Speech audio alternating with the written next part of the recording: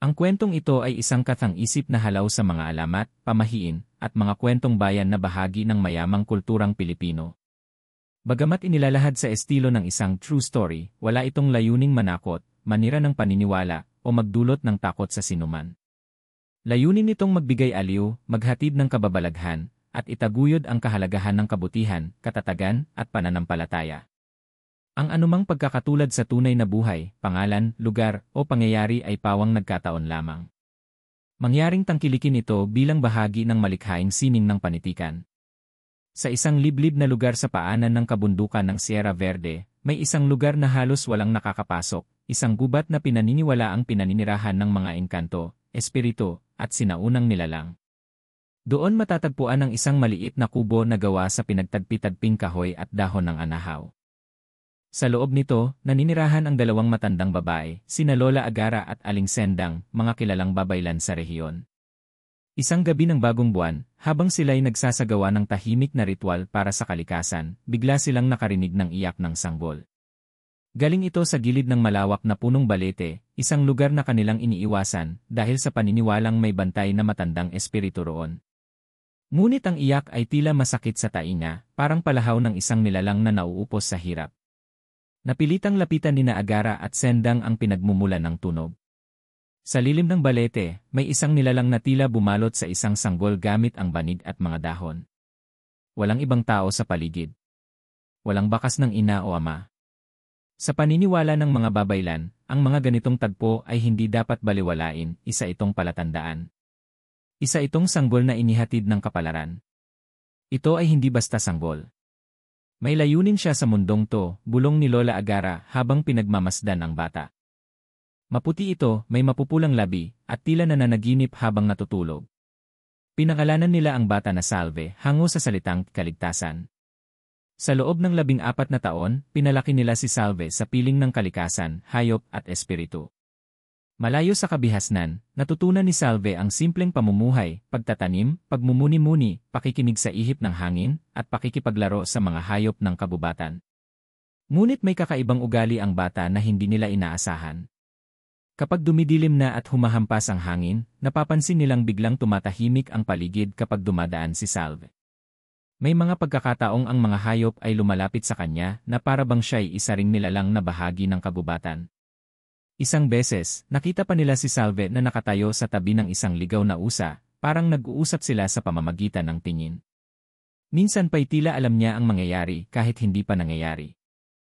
May dala siyang lakas ngunit hindi pa natin alam kung para saan, sabi ni Aling Sendang sa gabi ng ika-11 kaarawan ni Salve. Habang lumalaki si Salve, unti-unti niyang naaaninag ang mga multo ng nakaraan, mga aninong dumaraan sa paligid, mga tinig na umaalingaw sa hangin, mga panaginip na paulit-ulit. Sa bawat umaga, isinusulat niya sa dahon ng saging ang kanyang panaginip at inilalagay sa banga sa gilid ng bintana. Isang araw, habang naglilinis sa gubat, nakakita si Salve ng kakaibang ukit sa isang bato, hugis buwan na may mata sa gitna. Nang hawakan niya ito, parang may enerhiyang dumaloy sa kanyang mga kamay. Mula noon, nagsimula siyang makakita ng mga imahe sa hangin, isang albularyo na may dugo ang damit, isang babaeng umiiyak habang may hawak na sanggol, at isang sunog na kubo sa gitna ng kadiliman. Labis ang pag-aalala ni Agara at Sendang, ngunit hindi nila maitanggi na ang kapangyarihang taglay ni Salve ay lumalakas. Panahon na raw upang ipasa ang kaalaman ng mga babaylan, isang responsibilidad na may kabuntot na panganib. Ngunit bago ang lahat ng iyon, kailangan munang malaman ni Salve kung sino siya, at bakit siya naiwan sa lilim ng punong balete sa gabing madilim at walang buwan. Sa pagtatapos ng unang bahagi ng kanyang kwento, isang sigaw ang muling bumalot sa kabubatan, sigaw ng isang nilalang na hindi tao, ngunit hindi rin hayop. Mula sa malayo, napatingin si Salve. Sa kanyang dibdib, may biglang tibok ng pangamba, ngunit may halong tapang na hindi niya maipaliwanag. Ang kanyang buhay bilang isang ulila ay magbabago. At ang kagubatang kanyang kinamulatan ay magiging saksi sa kanyang pagsisimula bilang nilalang na itinalaga ng kalikasan, isang dalagang babaylan na may panibagong tungkulin. Pagkatapos ng insidenteng iyon sa kagubatan, kung saan muling narinig ang kakaibang sigaw mula sa kalaliman ng kakahuyan, napagdesisyonan ni Lola Agara at Aling Sendang na hindi na pwedeng manatiling mangmang si Salve sa tunay na mundo sa paligid niya. Panahon na upang ipakilala sa kanya ang mga sinaunang lihim, ang kaalaman ng mga babaylan na matagal nang inilihim sa karaniwang mata. Isang umaga, habang bumubuhos ang ambon mula sa manipis na ulap, dinala nila si Salve sa pinakailalim ng kanilang kubo, isang silid na natatakpan ng banig at mga halaman. Pagpasok doon, bumungad kay Salve ang isang altar na gawa sa batong itim, mga palayok na may abo at pulang likido, at sa gitna nito, isang aklat na kulay abo ang pabalat, balot ng abaka at may ukit na lumang simbolo, isang mata na nakapikit sa gitna ng araw. Salve, mahinang sabi ni Aling Sendang, ito ang aklat ng hangin at lupa, isang sinaunang kasulatan na hindi basta-basta binubuksan. Pinagbabawal ito sa mga hindi handa dahil ang laman nito'y hindi kaalaman lang, kundi kapangyarihan. Dahan-dahang lumapit si Salve. Nang ilapat niya ang palad sa aklat, isang malamig na hangin ang dumaan sa kanyang batok. Ang mga kandila sa paligid ay biglang nagliyab ng malakas. Tila sinang-ayunan ng kalikasan ang kanyang paghawak. Nang buksan ni Lola Agara ang unang pahina, may mga simbolong wala sa karaniwang alpabeto. Mga titik na sinusundan ng guhit ng mga hayop, dahon, buwan at araw. Ngunit sa hindi maipaliwanag na paraan, naiintindihan ni Salve ang mga ito. Parang may bumubulong sa kanyang isip na nagpapaliwanag ng bawat salita. Yan ang unang senyales, bulong ni Aling Sendang. Hindi lahat ng nababasa mo ay para sa mata ng tao. Ikaw, Salve, ay anak ng dalawang dugong makapangyarihan. Sa mga sumunod na linggo, sinimulan ang pagsasanay ni Salve. Unang araw, sa harap ng ilog, tinuruan siya ni Aling Sendang kung paano pakinggan ang tubig. Hindi basta-basta ang ritual. Kailangang nakayapak, nakapikit, at malinis ang isip. Kung marunong kang makinig, maririnig mo ang mga babala ng tubig, anya. Sa pagsasanay, naramdaman ni Salve na parang may bumubulong sa kanya sa gitna ng agos, mga pangalan, mga larawan, mga pakiramdam. Ikalawang araw, pinag-aralan nila ang si panawagan ng hangin, isang orasyon na tanging babaylan lang ang makakabigkas. Nang subukang bigkasin ito ni Salve, biglang dumilim ang kalangitan at dumapo sa kanyang balikat ang isang itim na ibon. Napangiti si Lola Agara. Ikaw ay kinikilala. Ikatlong araw, itinuro ang pagpapalayas ng masamang espiritu gamit ang halamang gamot, insenso, at dasal. Pinag-aralan din niya ang pagkilala sa malamig na katawan o mga taong pinasok na ng nilalang ng dilim. Sa isang pagkakataon, dumaan sa kabubatan ang isang mangangaso na tila may kakaiba. Si Salve ang nakaramdam agad ng panganib sa lalaki, at nang tingnan ito sa ilalim ng liwanag ng buwan, nakita niya ang mahabang dila nito na hindi nakikita ng karaniwang mata. Habang lumalalim ang kaalaman ni Salve, lumalalim din ang kanyang pakiramdam na may bantang dumarating. Sa kanyang mga panaginip, palagi niyang nakikita ang isang nilalang na puno ng galit, balat nitong itim na parang uling, mga mata nitong apoy, at tinig nitong paos na may halong halakhak. Lumalapit ito, araw-araw, palapit ng palapit sa kanilang kubo. Isang gabi, habang binabasa ni Salve ang aklat, napansin niya ang isang bahagi na tila lumilitaw lang sa ilalim ng liwanag ng buwan. May babala ito, kapag ang 3 gabi ng itim na buwan ay dumating, ang nilalang ng apoy at hangin ay babangon muli. Ang tagapagmana ng liwanag ang tanging makakatalo sa kanya, ngunit siya rin ang maaaring maging sisidlan ng kadiliman kung hindi mapanatiling dalisay ang kanyang puso. Pinatibay nito ang loob ni Salve. Ang kanyang pagsasanay ay hindi lamang para sa sarili, kundi para sa kinabukasan ng buong lugar, at marahil, ng maraming baryo na hindi pa niya nakikilala. Naging mahirap ang pagsasanay. Hindi lang ito pisikal. Kailangan niya ring kontrolin ang kanyang damdamin, takot, galit, pangamba. Dahil ang kahit isang pagkakamali ay maaaring makatawag sa masamang espiritu, gaya ng nangyari kay Aling Sendang noong kabataan nito. Minsang bumagyo at nagkaroon ng malakas na hangin sa gabi. Habang lahat ay natutulog, si Salve ay hindi mapakali. Nararamdaman niyang may dumarating. Lumabas siya ng kubo, dala ang isang langis at ilang dahon ng sambong. Sa may paanan ng punong balete, nakita niya ang isang hayop na duguan, isang unggoy na bumaon ang matulis na kahoy sa likod. Habang inaasikaso niya ito, biglang may malamig na kamay na humawak sa kanyang braso. Sa likuran niya ay isang nilalang, mahaba ang buhok, namumutla, at may dila na umaabot sa dibdib. Isang aswang. Napaatras si Salve. Ngunit biglang lumakas ang hangin, at sa likod ng mga puno, lumitaw sina Lola Agara at Aling Sendang.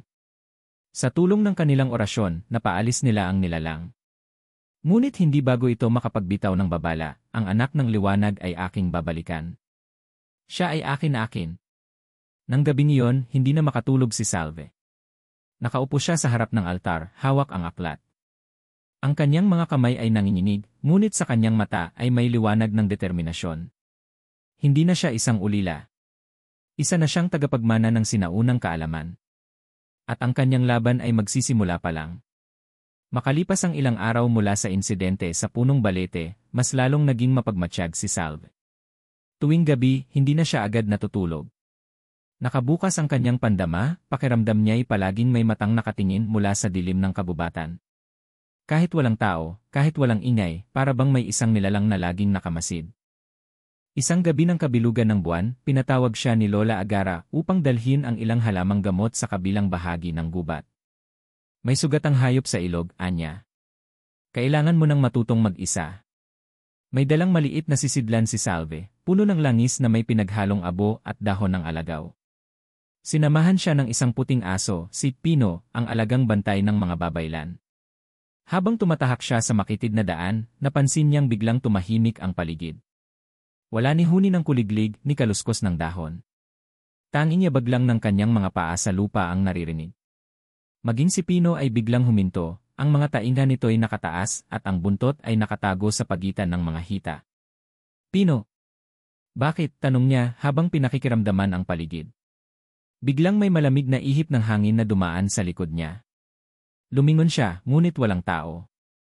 Ngunit sa gilid ng kanyang paningin, nakita niya ang isang anino, mataas, payat, at tila gumagapang sa lupa. Dali-daling tumakbo si Salve palayo, ngunit parang kahit saan siya tumakbo, naroon pa rin ang presensya. Sa isang putikan, nadulas siya at bumagsak. Bago siya makatayo, may isang nilalang na lumitaw sa harapan niya. Isa itong matandang babae na nakabaluktot ang katawan, balot sa itim na tela, may mahahabang kuko at dila na lumalawit hanggang dibdib. Ngunit ang pinakanakakakilabot ay ang kanyang mga mata, pula, parang apoy, at walang emosyon. Aswang, bulong ni Salve, habang bumubulong ng orasyon sa isip. Ngunit bago siya makakilos, biglang nagsalita ang nilalang sa paos nitong tinig, anak ng liwanag. Ikaw na ba ang kapalit ng iyong ina? Nagtaka si Salve. Inang? Sino ang tinutukoy mo? Nanginginig ang kanyang tinig. Ang babaeng nagtago sa kabubatang ito. Ang aking kalaban. Ang dahilan ng pagkasunog ng aking lahi. At ikaw ang kanyang dugo. Nagpanting ang tainga ni Salve. Sa pagkakataong iyon, hindi takot ang kanyang naramdaman, kundi galit na hindi niya alam kung saan nanggaling. Bigla niyang hinugot ang sisidlan ng langis at ibinato ito sa nilalang. Tumama ito sa katawan ng aswang at sumiklab ng apoy. Napasigaw ang matanda, ngunit hindi siya nasugatan, tila immune sa apoy. Sa halip na umatras, lumapit pa ito. Hindi pa ako handa sa iyo ngayon, bata. Ngunit darating ang panahon. Magkikita tayo muli. At sa pagkakataong iyon, ikaw ay magiging akin. Biglang naglaho ang matanda sa usok. Naiwan si Salve sa lupa, nanginginig, ngunit buhay. Si Pino, na muling lumapit sa kanya, ay parang naluluha habang dinidilaan ang kanyang sugatang braso. Dahan-dahan silang bumalik sa kubo. Pagdating doon, sinalubong siya ni Lola Agara at Aling Sendang. Anong nakita mo? Tanong ni Lola. Aswang. Babaeng matanda. Sinabi niya anak daw ako ng kanyang kalaban. Napatingin siya sa dalawang babaylan. Tahimik si Aling Sendang. Si Lola Agara naman ay huminga ng malalim. Panahon na para malaman mo ang lahat. Ang katotohanan ng pagkakakilanlan ni Salve noong panahon ng digmaan ng mga babaylan at aswang, bago pa isinilang si Salve, may isang babaylan na pinuno ng kanilang hanay. Siya ang may pinakamalakas na koneksyon sa mga espiritu ng kalikasan, at siya ang nagsakripisyo ng lahat upang iligtas ang isang baryo na winasak ng mga aswang. Ang babaylan na yon ay ang ina ni Salve. Ngunit bago siya nawala, nagkaroon ng anak mula sa isang albularyo, isang unyon na ipinagbabawal noon sa kanilang paniniwala. Dahil dito, pinagbantaan siya ng mga aswang. Kaya't sa tulong ng dalawa pang babaylan, sina Agara at Sendang, itinago niya ang kanyang anak. At ang sanggol na yon si Salve. Nang mamatay ang iyong ina, kami ang naging tagapangalaga mo. Ngunit hindi kami nag-iisa. Pinoprotektahan ka ng mga elemento ng kalikasan mismo. Kaya ka makakita, makarinig, at makaramdam ng hindi kayang maramdaman ng karaniwang tao, paliwanag ni Aling Sendang. Ngunit ayon sa hula ng aklat ng hangin at lupa, ang anak ng dalawang makapangyarihan ay maaaring maging susi sa muling pagkabuhay ng kadiliman o tagapuksa nito. Nasa sayo ang kapalaran, Salve. Maaaring ikaw ang simula ng liwanag o ang huling gabi ng ating lahi. Isang simula ng matinding paghahanda sa mga susunod na araw, pinag-igting ang pagsasanay ni Salve. Ngayon, hindi lang siya nag-aaral para matuto. Nag-aaral siya para mabuhay. Pinag-aaralan niya ang pagtimpla ng mas mabagsik na orasyon, ang paglikha ng mga anting-anting na may panangga, at ang pagbasa ng mga palatandaan sa hangin, apoy, at usok. Ngunit sa bawat gabing lumilipas, mas lalong lumalakas ang presensya ng kadiliman sa paligid. May mga ligaw na hayop na nawawala. May mga multong nagpaparamdam sa hangin. At sa bawat pagsilip ni Salve sa kanyang panaginip, palapit ng palapit ang nilalang na nakita niya sa kagubatan. Hindi pa ito ang wakas. Ngunit nararamdaman na niyang papalapit na ang isang labanan na matagal nang isinulat sa kasaysayan. Sa loob ng kanyang puso, naglalaban ang takot at determinasyon. Ngunit sa likod ng lahat, isang tinig ang paulit-ulit na bumubulong, ikaw ang liwanag na ipapanganak sa dilim. Ngunit ang dilim ay hindi palaging kalaban. Bumalik sa katahimikan ang kagubatan makalipas ang insidente sa gabi ng unang pagkikita ni Salve sa aswang. Subalit ang katahimikang iyon ay parang bagyong tahimik, nag-aabang lang ng tamang oras upang muling sumiklab. Sa puso ni Salve, maraming tanong ang nananatiling hindi masagot. Sino nga ba talaga siya? Ano ang buong katotohanan sa kanyang pagkatao? Isang gabi, pinatawag siya ni Lola Agara at Aling Sendang. Sa gitna ng kagubatan, sa ilalim ng pinakamalaking puno ng balete sa buong Sierra Verde, inihanda nila ang isang ritual. Sa paligid ng puno ay inilatag ang 7 bilog na dahon ng apog, binudburan ng asin at hinipan ng pulang insenso. Isang maliit na upuan na yari sa kawayan ang inilagay sa mismong ugat ng balete, at doon pinaupo si Salve. Panahon na, ani Aling Sendang. Ito ang lugar kung saan ikaw ay dinala ng iyong ina sa huling gabi ng kanyang buhay. At dito rin isinara ang kasaysayang dapat mong malaman. Tahimik si Salve. Hindi niya alam kung anong klaseng katotohanan ang bubungad. Ngunit sa kanyang dibdib, ramdam niya ang bigat ng mga kasinungalingang itinago sa kanya. Itinaas ni Lola Agara ang aklat ng hangin at lupa, at binasa ang isang orasyon na ngayon lamang narinig ni Salve. Sa lilim ng punong saksi sa lahat, buksan ang alaala ng dugong nawaglit. Ilantad ang nakaraan sa anak ng liwanag. Biglang lumamig ang paligid. Ang mga dahon ng balete ay tila gumagalaw ng walang hangin. Ang lupa sa paanan ni Salve ay nanginig. At mula sa mga ugat ng puno, unti-unting lumitaw ang isang liwanag, puti, malamlam, ngunit malinaw. Ang liwanag ay unti-unting humubog sa anyo ng isang babae, maganda, matikas, at may matang malalim. Nakaputing habing tela ang suot at may koronang gawa sa mga puting bulaklak. Ang kanyang mukha ay kamukha ni Salve, mas matanda nga lang. Anak ko, mahina ngunit malinaw ang tinig ng babae. Salve, napaiyak si Salve. Ikaw ba ang aking ina? Tumango ang nilalang. Ako si Babay Lanlira, tagapangalaga ng 4 na baryo sa ilalim ng araw. Ako rin ang babaeng nilabanan ng mga nilalang ng dilim dahil pinili kong magmahal ng isang albularyong taga-kabilang tribo. Nagsimula nang maglahad si Babay Lanlira ng kanyang kwento. Ang kasaysayan ni Lira at ng ama ni Salve si Lira ay isang batikang babaylan na hindi lang nakikipag-usap sa kalikasan, kundi sa mga bituin din sa kanyang pagbabantay sa mga baryo. Nakilala niya si Tomas, isang matalinong albularyo mula sa ibang bayan. Sa kabila ng paniniwalang bawal ang ugnayan ng babaylan at albularyo, dahil magkaibang puwersa ang kanilang pinanggalingan, sila ay nagmahalan. Sa kanilang pagmamahalan, ipinaglihi si Salve. Ngunit nang malaman ito ng mga matatandang babaylan, itinuring itong kasalanan. Mas masahol pa, ang mga aswang, na matagal nang nakaabang sa pagbagsak ng mga tagapangalaga, ay sinamantala ang kabuluhan. Nilusob nila ang baryo ni Lira, pinatay ang maraming inosente, at sinunog ang damba ng taguan ng aklat. Sa gitna ng kaguluhan, tinakasan ni Lira at Tomas ang baryo. Ngunit sa huli, nahuli si Tomas at pinaslang ng mga aswang. Si Lira, sugatan at mahina, ay nagtungo sa kabubatan kung saan sila Agara at Sendang ay tahimik na namumuhay. Doon, isinilang si Salve. Ngunit nang maamoy ng mga aswang ang presensya ng anak ng albularyo at babaylan, tinangka nilang agawin ang sanggol. Sa huling lakas ni Lyra, tinawag niya ang espiritu ng punong balete at itinago si Salve sa ilalim nito, kasabay ng panalangin na may magpatuloy ng kanyang misyon. Nang matapos ang kwento ni Lyra, dahan-dahan siyang lumapit kay Salve. Anak, hindi mo kailangang sundan ang yapak ko. Ngunit kung nanaisin mong ipagpatuloy ang laban, hindi ka nag-iisa. May mga gabay ka, at may liwanag sa loob mo na hindi kayang patayin ng anino. Niyakap ni Salve ang espiritu ng ina. Bagamat malamig ito, dama niya ang init ng pagmamahal. Saglit lang ang yakap sapagkat ang liwanag ay unti-unting humina. Bago ito tuluyang maglaho, may iniwan itong mensahe, ang huling bantay ay darating sa takip silim. Sa'yo ko ibinilin ang liwanag. Maging handa, pagbalik sa kubong may panibagong damdamin pagbalik sa kubo, tulala si Salve. Hindi dahil sa takot, kundi dahil sa bigat ng kaalaman. Ang kanyang ina ay isang martir. Ang kanyang ama ay pinatay ng mga nilalang ng dilim. At siya ang anak ng pag-ibig at kapangyarihan, ang bunga ng dalawang mundong magkaaway. Naisip niya, marahil kaya siya laging pinapanaginipan ng dilim ay dahil sa dugo niya. Kalahati nito ay galing sa puwersang pinanggagalingan ng aswang, at kalahati sa liwanag ng kalikasan. Hindi sapat ang lakas, bulong niya sa sarili. Kailangan ko ng katatagan ng loob, ng linaw ng puso, at ng kababaang loob. Simula ng gabing iyon, araw-araw na siyang nagmumuni-muni sa ilalim ng punong balete. Dito siya nagdarasal, nag-ensayo, at kumakausap sa mga espiritu. Hindi na siya ang Salve na inosenteng bata sa gubat. Isa na siyang nilalang na may layunin.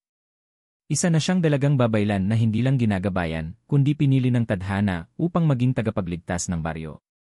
Makalipas ang ilang linggo ng paggabay nina Babaylan Lusing at Babaylan Daria, nagsimula nang maramdaman ni Elena ang mga pagbabago sa kanyang katawan at kalooban. Ang dati mahiyain at takot na dalaga ay unti-unti nang nagkakaroon ng lakas ng loob, panibagong pananampalataya, at matibay na koneksyon sa kalikasan. Ito ang simula ng kanyang mas malalim na pagsasanay bilang tagapagmana ng sinaunang kaalaman ng mga babaylan. Ang ritual ng pagsisimula bago formal na simulan ang kanyang pagsasanay, kinailangan munang sumailalim si Elena sa isang ritual ng pagtanggap ng liwanag. Isang gabi ng kabilugan ng buwan, dinala siya ni Lusing at Daria sa gitna ng kakahuyan kung saan may isang lumang dambana. Pinagsuot siya ng puting damit na hinabi mula sa hibla ng anahaw at sinabuyan ng pinaghalong tubig ulan at katas ng mga sagradong halaman. Habang umiihip ang malamig na hangin, inusan ng dalawang babaylan ang kanilang sinaunang dasal, mga wikang hindi nakilala ng karamihan. Sa kanila inilapat ang kanilang mga palad sa dibdib ni Elena. Simula ngayon, Ani Lusing, ikaw ay magiging daluyan ng liwanag at tagapagtanggol ng balanse. Pagpapalakas ng loob at katawan simula noon, nagsimula ang pisikal na pagsasanay ni Elena. Kinailangan niyang maging matatag, hindi lamang sa espiritu kundi pati na rin sa katawan. Araw-araw, tinuturuan siya ni Daria kung paano makiramdam sa enerhiya ng paligid, mula sa tunog ng hangin hanggang sa pag-ikot ng mga dahon. Ipinapakita sa kanya kung paano gamitin ang mga halaman upang gumawa ng mga halamang gamot at proteksyon. Sa ilalim ng araw, pinapalakad siya ng malayo, pinagtataas sa matarik na bundok at pinapaakyat sa mga punong kahoy upang paigtingin ang kanyang lakas at liksi. Hindi niya inaasahang magagawa niya ang mga ito, ngunit sa bawat tagumpay, lalong tumitibay ang kanyang loob. Pagkilala sa mga espiritu ng kalikasan sa mga gabi, sa ilalim ng buwan at bituin, tinuturuan siya ni Lusing kung paano makipag-ugnayan sa mga espiritu ng kalikasan, mga engkanto, diwata, at anito. Sa simula ay hindi siya makaramdam ng koneksyon, ngunit nang mapansin niya ang liwanag na umiikot sa kanyang palad habang nagme-meditate, napagtanto niyang nagsisimula na siyang magbukas. Hindi lahat ay makakakita, Ani Lusing, ngunit kung bukas ang puso mo, mararamdaman mo ang kanilang presensya. Isang gabi, habang mag-isang nasa gubat, narinig ni Elena ang isang tinig na mahina ngunit malinaw. Isa itong diwata na nagpakilalang si Amihan. Tinuruan siya nito kung paano basahin ang hangin at kung paano ito gamitin upang alamin ang parating na panganib. Pagsasanay laban sa kadiliman hindi puro kabutihan ang itinuturo ng mga babaylan, ipinakilala rin kay Elena ang mga nilalang ng kadiliman, mga aswang, mangkukulam, sigbin, at tiyanak. Ipinaliwanag sa kanya na bilang babaylan, hindi lamang siya dapat tagapagpagaling kundi tagapagtanggol laban sa masama. Pinagawa siya ng mga anting-anting gamit ang mga ipinagbabawal na dahon at ugat.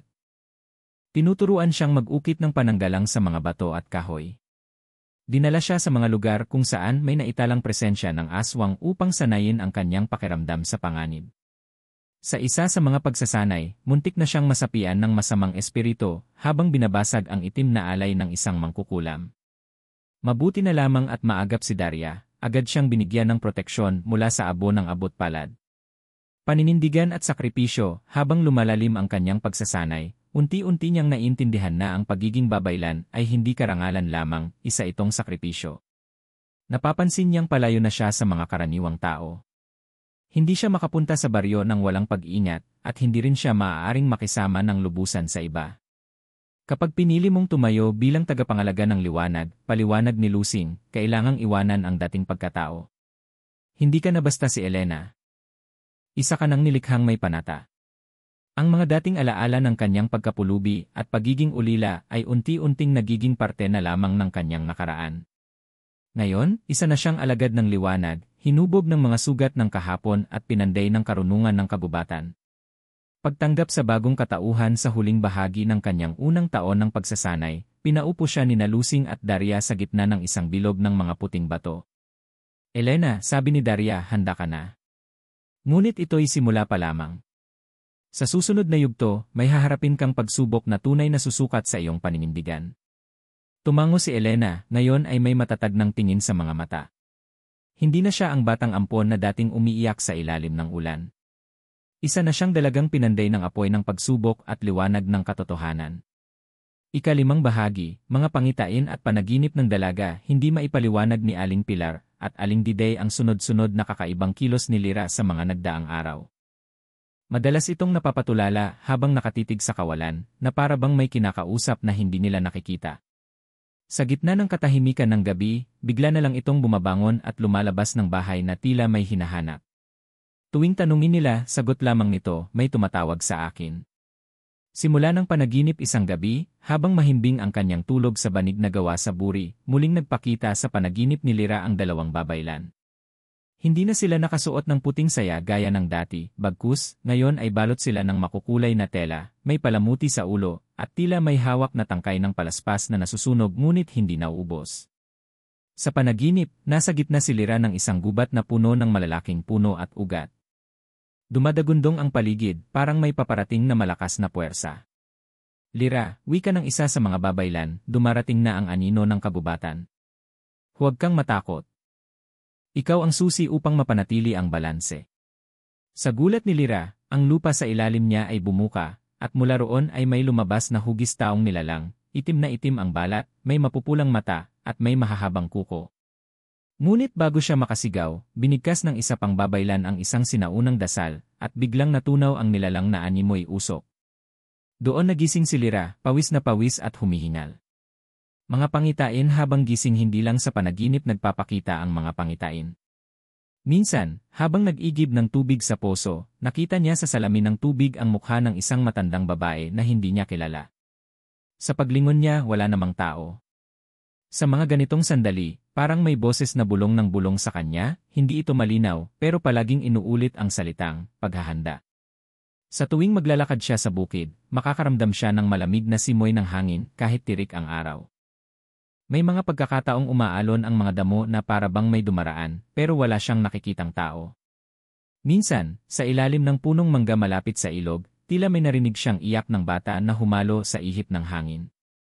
Pagpapakonsulta kay Aling Diday nang banggitin ni Lyra ang mga pangyayaring ito kina Aling Pilar at Aling Diday, tahimik lamang ang dalawang babaylan.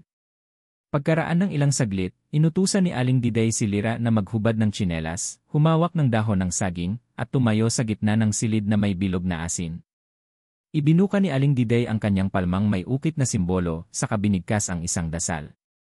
Sa isang iglap, napuno ng amoy ng insenso ang silid, at tila umaliwalas ang paligid. May dumadalaw sa'yo, ani Aling Diday, hindi para saktan, kundi para ihanda ka. Tinanong ni Lyra kung sino ang dumadalaw. Ngumiti si Aling Pilar at sinabing, ang dugo mo ay may pinanggalingang sinauna. Isa kang tagapagmana. Ang lihim na pinagmulan sa pagkakataong iyon, ipinaliwanag na ng dalawang babaylan ang tunay na dahilan kung bakit sila ginabayan na kay Lyra. Ayon sa mga matatanda sa kanayunan, tuwing ika-4 na dekada, isang dalagang ampon ang ipinapadala ng kalikasan sa piling ng mga babaylan upang ituloy ang nasimulan, ang magbantay laban sa mga nilalang ng dilim. Sa puso ng kagubatan ay may itinatagong portal, isang daanan ng mga nilalang mula sa ibang gilid na pinaniniwala ang daigdig ng mga aswang at anito. Kung hindi ito mababantayan, makakalusot ang mga halimaw at maninirahan sa katawan ng tao. Dito na napagtanto ni Lyra na ang kanyang pag-aampon ay hindi lamang aksidente ng tadhana, ito pala ay panimula ng isang mas malaking tungkulin. Ang simula ng pagsasanay simula noon, araw-araw ay sinasanay na si Lyra nina Aling Pilar at Aling Diday. Natuto siyang gumamit ng mga halamang gamot, gumawa ng anting-anting gamit ang bato at langis, at bumigkas ng mga orasyon. Ipinakilala siya sa espiritu ng kagubatan, mga diwatang nagbabantay sa apat na elemento, lupa, apoy, hangin, at tubig. Sa gitna ng pagsasanay, unti-unti na ring bumabalik ang ilang alaala ni Lyra mula pagkabata. May mga aninong sumusubaybay sa kanya noon pa man, mga panaginip na paulit-ulit, ngunit hindi niya pinapansin. Ngayon niya lang nauunawaan na simula pa lamang ay pinoprotektahan na siya ng kalikasan. Tinig ng panahon isang hating gabi, habang nagdarasal si Lyra sa ilalim ng punong balete, may boses siyang narinig, isang matandang lalaki na tila puno ng galit at kirot. Pinili ka hindi para sa sarili mo, kundi para sa iba. Ngunit handa ka bang isakripisyo ang lahat? Tanong ng tinig. Sa kanyang puso, alam niyang wala ng atrasan. Kaya't kahit takot, kahit maraming tanong, buong loob niyang sinabi. Gagawin ko ang nararapat. Sa pagsapit ng gabi, bumalot ang kakaibang katahimikan sa kabubatan. Tila humihina ang paligid sa ilalim ng liwanag ng bilog na buwan. Sina Apong Laya at Apong Sinta ay abalang nag-aayos ng mga anting-anting, alay, at halamang gamot sa paligid ng kanilang pinaghandaan, isang sagradong bilog na may mga ukit na pananggalang sa lupa. Nasa gitna nito si Anika, nakaupo, nakapikit, at mahigpit na hawak ang inabot na kwintas ng kanyang ina, ang yumaong si Aling Talia. Hindi pa man sumisikat ang araw, naramdaman na nilang may papalapit. Ang hangin ay biglang lumamig. Tumahol ang mga aso sa malalayong bahay, at ang mga ibon sa sanga ay nagliparan sa takot. Narito na sila, bulong ni Apong Sinta habang hawak ang mahiwagang baston. Mula sa kakahuyan ay unti-unting lumitaw ang mga nilalang ng dilim, hindi lamang isa, kundi maraming aswang, nagkakaisa, at pinamumunuan ni matandang Dalaketnon, isang makapangyarihang nilalang na matagal nang iniiwasan ng mga babaylan. Ang kanyang presensya ay bumalot sa buong kagubatan. Makinis ang balat nito at parang wala sa edad, ngunit ang mga mata ay sing-itim ng bangin. Sa bawat hakbang nito, tila humihina ang mga halaman at natutuyo ang lupa. Kayong mga babaylan, matagal na kayong tinik sa amin. At ikaw, dalagang ampon, magbabayad ka sa pagkagising ng lakas mong di mo naintindihan, sigaw ng Dalaketnon. Ngunit hindi umurong sina Apong Laya at Apong Sinta. Tinawag nila si Anika sa gitna ng bilog. Oras na, anak. Gamitin mo ang lakas na isinilang sayo. Sumambulat ang puting liwanag mula sa kwintas ni Anika. Umangat ito sa ere at lumutang habang pumikit siya. Nagsimulang magbago ang ihip ng hangin. Ang mga halaman sa paligid ay kumikilos, sumasayaw na parang may sariling buhay. Naglalabas ng liwanag ang lupa, at unti-unting nawasak ang aura ng kadiliman mula sa mga aswang. Sa unang yugto ng laban, ginamit ng mga babaylan ang kanilang makalumang kaalaman, mga dasal na Latin, mga anting-anting, at sigaw ng kalikasan. Tumutugon ang paligid, sumabog ang mga tuyong kahoy, lumitaw ang apoy sa mga bato, at bumangon ang mga espiritong tagapagtanggol ng kagubatan. Ngunit hindi nagpatinag ang mga aswang. Gumamit sila ng ilusyon. Isang anyo ng takot ang inilagay sa isipan ni Anika, nakita niya ang sarili niyang lumaki sa dilim, piniling sumama sa aswang para sa kapangyarihan. Muntik na siyang madala, ngunit isang tinig ang umalingaw-ngaw sa kanyang isip, ang tinig ng kanyang ina, hindi mo kailangang maging tulad nila para maging malakas. Napamulat si Anika. Puno ng luha ang kanyang mata ngunit matibay ang kanyang puso. Inangat niya ang mga kamay at lumitaw sa kanyang palad ang marka ng sinaunang babaylan, isang tatsulok na may araw at buwan sa loob. Ako'y hindi lamang ampon. Ako'y tagapagmana ng liwanag, tagapag-ingat ng kalikasan, at anak ng mga sinaunang tagapagtanggol. Nabigla ang Dalaketnon. Hindi maaari. Sa huling sandali ng labanan, nagtulong-tulong ang tatlo, sina Apong Laya, Apong Sinta, at Anika. Pinagsama nila ang lakas ng karunungan, pananampalataya, at katotohanang pusong dalisay. Lumitaw ang isang dambuhalang liwanag mula sa kalangitan, tumama sa gitna ng sagradong bilog, at winasak ang mga nilalang ng dilim. Naghiyawan ang mga aswang habang natutunaw sa liwanag, ang ilan ay tumakbo pabalik sa kailaliman ng kabubatan, habang si Dalaketnon ay sumabog sa alikabok na waring binalik sa kanyang pinagmulan. Pagkatapos ng laban, bumalik ang katahimikan. Nagliwanag ang paligid, mas buhay ang mga halaman, mas malakas ang tibok ng lupa. Huminga ng malalim si Anika. Natapos na, sabi ni Apong Sinta. Ngunit ang pagbabantay ay nagsisimula pa lang, tugon ni Apong Laya. Tumango si Anika. Handa na ako. Sa gabing iyon, ipinanganak ang isang bagong tagapagbantay. Ang dalagang ampon ay hindi na lamang tagapagsunod, siya na ngayon ang bagong gabay ng susunod na henerasyon. Lumipas ang ilang araw mula nang talunin ni Anika at ng kanyang mga tagapagturo ang puwersa ng kadiliman. Muling sumilay ang araw sa mga lugar na dating tinabunan ng dilim, at ang kagubatan ay tila muling isinilang, mas luntian, mas payapa, at mas makapangyarihan. Sa simpleng seremonya na inihanda ni na Apong Laya at Apong Sinta, opisyal na itinanghal si Anika bilang bagong tagapagbantay. Nakasuot siya ng puting saya, may burdang simbolo ng araw, buwan, at bituin, mga palatandaan ng sinaunang kaalaman at liwanag. Nakapalibot sa kanya ang ilang babaylan mula sa karatig na mga baryo na dumayo upang saksihan ang pagbabagong ito. Hindi na siya ang dating takot at tahimik na dalagang ampon. Ang kanyang mga mata ay puno ng ayon ng karunungan, tapang, at matibay na pananalig. Nang itaas niya ang kanyang mga kamay upang bigkasin ang panatang babaylan, dama ng lahat ang daloy ng enerhiya mula sa kanyang puso, daloy ng pagmamahal, pakikiisa, at kagustuhang paglingkuran ang kabutihan. Pagkatapos ng seremonya, kinausap siya ni Apong Laya sa lilim ng isang punong akasya. Anika, sa simulay ampon ka namin. Pero ngayon, hindi ka lang isa sa amin. Isa ka na sa mga magiging alamat. Ngumiti si Anika. Hindi po ito magiging posible kung hindi ninyo ako tinanggap, tinuruan, at ginabayan. Ang liwanag na iyon ay nasa iyo na noon pa, sabi ni Apong Sinta, kami lang ang tumulong sa iyong makita ito. Sa mga sumunod na linggo, sinimulan ni Anika ang kanyang misyon. Bawat gabi, pumupunta siya sa iba't ibang baryo upang gamutin ang may sakit gamit ang mga halamang gamot, upang turuan ang mga bata ng mga panalangin at kasaysayan ng kalikasan, at upang paalalahanan ang mga matatanda sa kahalagahan ng paggalang sa likas na yaman. Isang araw, may isang batang babae na lumapit sa kanya. May bitbit itong sirang manika at bahagyang pilay ang paglalakad. Ikaw po ba si Aling Anika? Tanong ng bata. Tumango siya at lumuhod sa harap ng bata. Anak, anong kailangan mo? Pwede po ba akong turuan maging katulad ninyo? Sa sagot niyang iyon ay sumilay ang tuwa sa mga mata ng bata. Tinuruan niya ito ng simpleng dasal para sa kalusugan at kapayapaan. Inabot niya rin ang munting kwintas na gawa sa kahoy at itinuro kung paano ito gamitin bilang anting-anting laban sa masasamang espiritu. Lumaganap ang balita tungkol kay Anika, ang dalagang ampon na naging gabay ng liwanag. Marami ang humanga, marami ang nagtanong, at marami rin ang nagtangkang subukin ang kanyang tapang. Ngunit sa bawat pagsubok, hindi niya ginamit ang kanyang kapangyarihan para magpakita ng lakas. Sa halip, pinili niyang gumamit ng awa, habag, at pangunawa, mga aral na kanyang natutunan sa mga tunay na babaylan. Habang binabalikan niya ang mga alaala ng kanyang kabataan, ang kanyang pagkatao bilang isang ampon, ang mga tanong tungkol sa kanyang pinagmulan, at ang kanyang paghahanap sa sarili, napagtanto niya na ang kanyang paglalakbay ay hindi isang pagkukulang kundi isang regalo.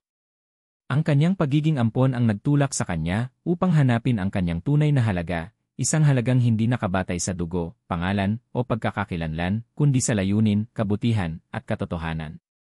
Sa huling gabi ng kwento, muling nagtipon ang mga babaylan at tagapangalaga sa isang lihim na lugar sa kabubatan. Pinangunahan ni Anika ang isang ritual para sa kalikasan, isang panalangin upang mapanatili ang balanse ng mundo. Sa gitna ng bilog, sa ilalim ng buwan, inawit nila ang sinaunang himig na matagal nang nakalimutan ng marami. At sa paghupa ng huling salita ng panalangin, biglang lumitaw ang isang imahe sa gitna ng usok, isang mukha ng isang babae, maringal, mapagkalinga, at puno ng liwanag. Si Aling Talia, ang ina ni Anika, ay muling nagpakita bilang isang espiritu ng kalikasan. Ngumiti siya sa kanyang anak at tumango. Napaluha si Anika. Hindi niya man muling mayakap ang kanyang ina, sapat na ang kanyang presensya upang maramdaman ang walang hanggang pagmamahal. Pagkatapos ng lahat, tumingin si Anika sa langit at bulong niya sa sarili, sa kabila ng lahat, ako'y may tahanan. Ako'y may halaga. At ako'y may layunin. Pagkalipas ng laban sa punong aswang at ang pagbitaw ni Apong luwalhati ng kanyang huling hininga, tila ba muling tumahimik ang buong baryo. Si Amara ay tumindig bilang tagapangalaga ng pamana ng dalawang babaylan. Sa murang edad, napasan niya ang napakabigat na responsibilidad, hindi lamang para sa sarili niyang kaligtasan, kundi para sa buong pamayanan. Ang simula ng bagong panahon sa ilalim ng liwanag ng bagong buwan, nagsagawa si Amara ng seremonya upang igalang ang mga yumaong babaylan. Nakasuot siya ng puting saya, at sa kanyang noo ay may tatak na inilagay mismo ni Apong Binaya bago ito tuluyang naglaho. Ito raw ang tatak ng iliwanag ng pagbabantay, na isang sagradong marka ng tunay na tagapagmana ng sining ng babaylan. Ang buong baryo ay dumalo sa seremonyang iyon. May ilan sa mga matatanda na dati walang tiwala kay Amara, ngayon ay lumuhod sa harap niya bilang paggalang. Maging ang mga batang minsang nambato sa kanya noon ay ngayon ay umaawit ng mga awit ng papuri at pag-asa. Pagpapatuloy ng pananampalataya habang lumilipas ang mga buwan, itinuloy ni Amara ang mga iniwang aral nina Apong Binaya at Apong Luwalhati. Nagpatayo siya ng isang maliit na kubol sa gitna ng gubat, hindi bilang isang tahanan kundi bilang dambana ng karunungan ng sinaunang panahon. Doon niya tinuturuan ang mga kabataan ng baryo kung paano igalang ang kalikasan, kilalanin ang mga masamang nilalang, at higit sa lahat, kung paano manatiling matatag sa pananampalataya sa gitna ng kadiliman. Marami sa kanila ang nakakita ng pagbabago sa kanilang pamumuhay, ang mga dating pinagmumultuhan ay nananaginip na ngayon ng maliwanag na umaga. Mga udyok ng kadiliman ngunit sa kabila ng katahimikan, may mga senyales pa rin ng pagbalik ng dilim. Isang araw, may batang dinala sa kubol ni Amara, nangingisay, may bakas ng kagat ng aswang. Nagtining sa hangin ang isang panibagong banta. Hindi lahat ng kasamaan ay nasugpo. May ilan pa ring nilalang na kumikilos sa anino. Dito muling napatunayan ni Amara ang kanyang katatagan. Gumamit siya ng panibagong orasyon, isang sagradong dasal na minsang sinabi ni Apong Binaya pero hindi inakala ni Amara na siya ay makakagamit. Sa kanyang pagtawag sa lakas ng lupa, hangin, at apoy, napalayas niya ang espiritong kumapit sa bata. Mula noon, mas tumatag ang paniniwala ng mga tao sa kanya. Hindi na siya Amara ang ampon kundi Amara ang bagong babaylan. Pagdalaw ng di inaakalang panauhin isang gabi ng tag-ulan, habang siya ay nagdarasal sa harap ng altar ng mga babaylan, isang liwanag ang bumalot sa paligid ng kubol. Mula rito'y lumitaw si Apong Binaya, hindi bilang isang nilalang ng laman, kundi bilang espiritu. Anak, wika nito, ang iyong landas ay hindi pa tapos. Magkakaroon ng panahon ng malaking pagsubok. Ngunit sa bawat dilim, may liwanag kang taglay. Huwag kang matakot. Pagkawala ng imahe, naramdaman ni Amara ang pagdaloy ng matinding lakas sa kanyang katawan, isang uri ng pagpapamana na hindi na ipasa noon sa kanya sa mundo ng buhay. Sa pagkakataong iyon, tuluyang naging ganap si Amara bilang tagapagmana ng sinaunang kabutihan. Dalawa.